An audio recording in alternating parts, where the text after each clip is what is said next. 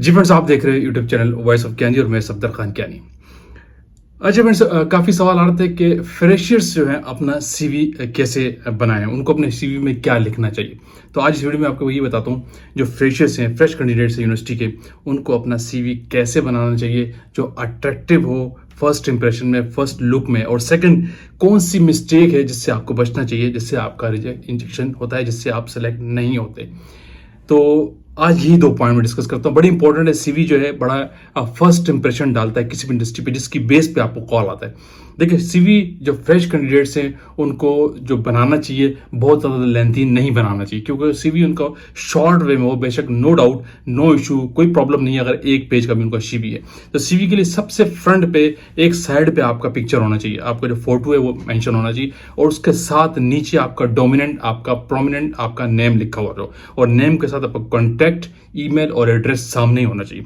जब कोई आपका सीवी सॉर्ट आउट करे तो इससे को पहले ही जान ले कि ये है कौन और कहाँ का रेजिडेंट है, क्योंकि बहुत सी इंडस्ट्रीज ऐसी होती हैं जो अपने करीबी लोगों को सिलेक्ट करती है कि वो इंडस्ट्री के करीब सराउंडिंग में जो लोग रहते हों, उन करीब करीब जो एरियाज होते हैं उनको सिलेक्ट करते हैं। इसलिए तो फर्स्ट इंप्रेशन में जो सीवी आपका पिक होगा, इसमें आपका नेम, आप कॉन्टैक्ट नंबर तो अपनी जगह है, लेकिन आपका एड्रेस और ईमेल सामने होना चाहिए, जिससे आपको अंदाजा हो कि ये बंदा रहने वाला कहाँ का है। ठीक है, ये आपका डोमिनेंट सामने आपके फोटो के साथ नीचे लिखा होना चाहिए। फिर सेकंड नंबर पे आपका ऑब्जेक्टिव, जो आपका ऑब्जेक्टिव वो बहुत अच्छा सा आपने लिखा होना चाहिए, 2 लाइन का, 1 लाइन का, जिसके अंदर आप शो करें कि आपका कैरियर ओरिएंटेशन आपका क्या है, क्या आपके ऑब्जेक्टिव्स के फीचर्स के हवाले से, और किस तरह आप काम करके अपने आप को किस लेवल पे लेके जाना चाहते हैं। एक छोटा सा ऑब्जेक्टिव आपको गूगल से भी मिल जाता है, वहां से भी आप उसको समराइज करके एडिट करके अपने लिहाज से एडजस्ट कर सकते हैं। आपका एक ऑब्जेक्टिव हो। फिर उसके बाद आपकी आती है डिग्रीज, आपकी क्वालिफिकेशन, तीसरी हेडिंग होती है आपकी क्वालिफिकेशन की।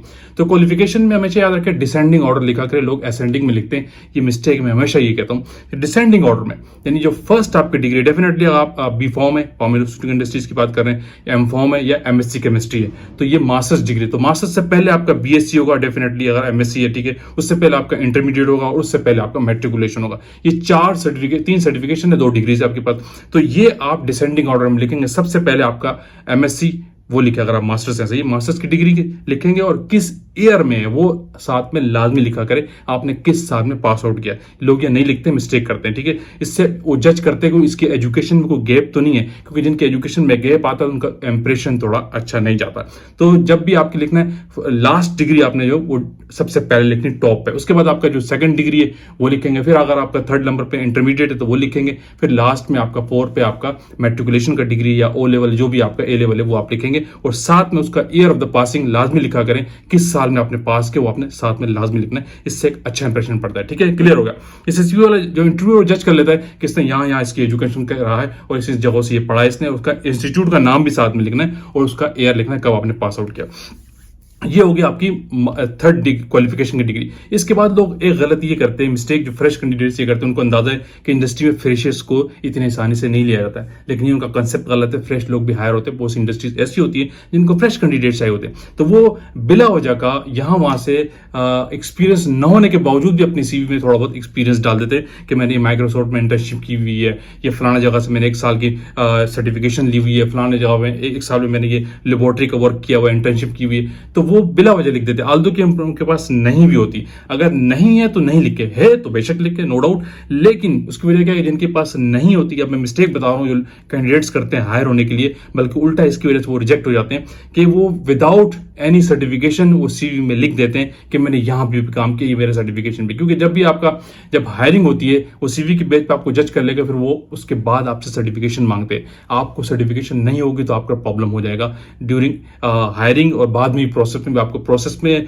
अगर आपका सीवी चला गया उसके बाद ही प्रॉब्लम हो सकता है। तो सर्टिफिकेशंस, एक्सपीरियंस नहीं लिख के फ्रेश कैंडिडेट्स, आप सिंपली लिख सकते हैं कि मैं कंप्यूटर ऑपरेटर जानता हूं, कंप्यूटर का एमएस वर्ड, एक्सेल थोड़ा बहुत जानता हूं, तो वो मैं लिख सकता हूं। वो अगर उसके पास सर्टिफिकेशन नहीं भी तो अब चल जाएगा। लेकिन अब ये जैसे मैंने फलाना जगह से इंटर्नशिप भी की हुई है, और एमएस एक्सेल में या एमएस वर्ड में या किसी और सॉफ्टवेयर में आपको कमांड है, और उसका खास आप एक्सपीरियंस शो कर दे कि मैंने 1 साल का यहाँ का एक्सपीरियंस है, जब आप एक्सपीरियंस का वर्ड लिख देंगे तो फिर डेफिनेटली कंपनी आपसे सर्टिफिकेट मांग मांगेगी। तो इसलिए अगर जब भी आप एक्सपीरियंस शो करेंगे तो सर्टिफिकेशन की बेस पे करेंगे। अगर सर्टिफिकेशन आपके पास है तो लिखे, अदरवाइज आप नहीं लिखे। इसी वजह से लोगों का सीवी रिजेक्ट हो जाता है कि वो बिला वजह का एक्सपीरियंस फ्रेश कैंडिडेट शो कर देते हैं, आल्दो कि उनके पास एक्सपीरियंस नहीं होता, फिर भी वो लिख देते हैं कि मैंने इंटर्नशिप की हुई है, जब कंपनी उनसे फिर उस इंटर्नशिप की सर्टिफिकेशन मांगती तो उनके पास नहीं होता।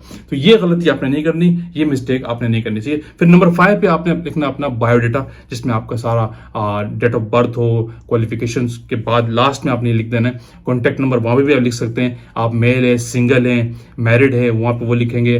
फादर्स नेम क्या है वो आप वहां लिख सकते हैं, ठीक है। इसमें ये बायोग्राफी होती है एक किस्म की थोड़ी सी आपके बारे में, जिसमें आपकी डेट ऑफ बर्थ, ठीक है, और आपका आप सिंगल है, मैरिड है, क्या है वो, आपका रिलीजन क्या है वो चीजें लोग वहां पे लिख देते हैं, ठीक है। तो ये एक छोटी सी हेडिंग लास्ट में आएगी जहां पे आपने शो कर देना है। ये फ्रेशर्स की सीवी है नॉर्मल तरीके से, सही है। इस तरीके से आपने लिखना है। डिग्री को हमेशा डिसेंडिंग ऑर्डर में लिखना है। एक्सपीरियंस है तो लिखना है, एक्सपीरियंस नहीं है तो नहीं लिखना बिला वजह का। इससे आप लोगों का सीवी रिजेक्ट होता है, आपकी हायरिंग और आपकी हायरिंग का प्रोसेस पॉज हो जाता है, वहीं पर रुक जाता है, ठीक है।